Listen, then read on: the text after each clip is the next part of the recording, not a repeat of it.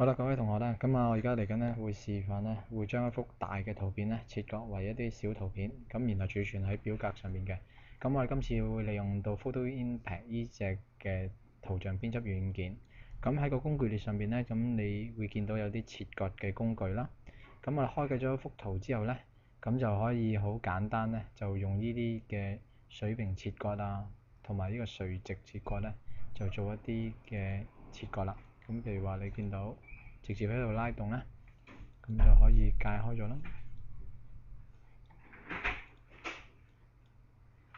咁啊，解咗好多份啦。咁啊，將一幅圖片咧就切割咗為一細份一細份。咁亦都可以用呢個平均切割文件。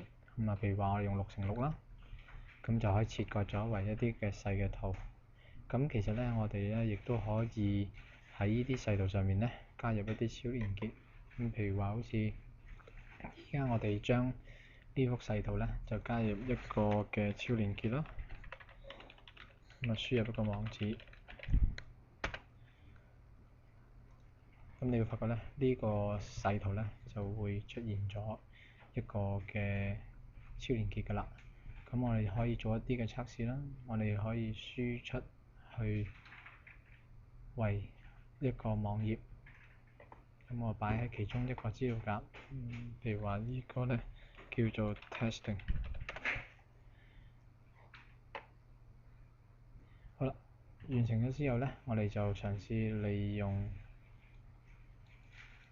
瀏覽器咧去睇睇啦。咁啊 testing 啦，開啟。咁我哋會見到咧，咁譬如話好似喺衣格上面咧，咁我哋就可以有一個嘅瀏覽器。咁一 click 嗰時咧，就可以去到對應嘅網頁啦。咁咧，亦都你會睇到就話，如果喺切割嗰度咧，我哋可以做一啲嘅特效啦，譬如話好似依幅圖咁樣，我哋可以喺個方格嗰度咧做一啲嘅 JavaScript 落去嘅。咁譬如可以揀呢個交換圖像啦，咁你見到咧就可以譬如話按 Mouse over 咧，咁可以轉換其他圖片嘅。咁譬如話第二呢一格啦，咁可以轉換為咧其他嘅圖像，譬如話轉換為呢一個圖像啦。咁啊 click 翻呢個與呢個影像大小一樣，同埋 roll over 嘅，確定。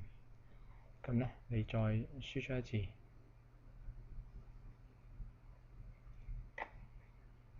咁啊都係叫 testing 啦，儲存。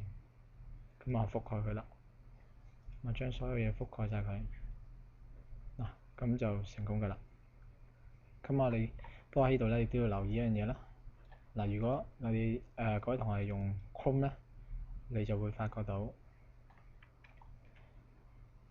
嗱個效果咧就得超連結啫，就冇 Mouse over 呢個咁嘅效果嘅。咁你發覺冇嘅。咁但係話如果你用 IE 去開咧，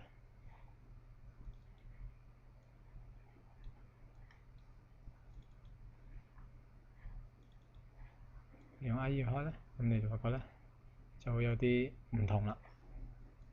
咁你允許佢啦。咁你見到咧就有 Mouse over 效果，咁呢啲就係唔同瀏覽器兼容嗰個情況啦。IE 做到，而 Chrome 做唔到啦。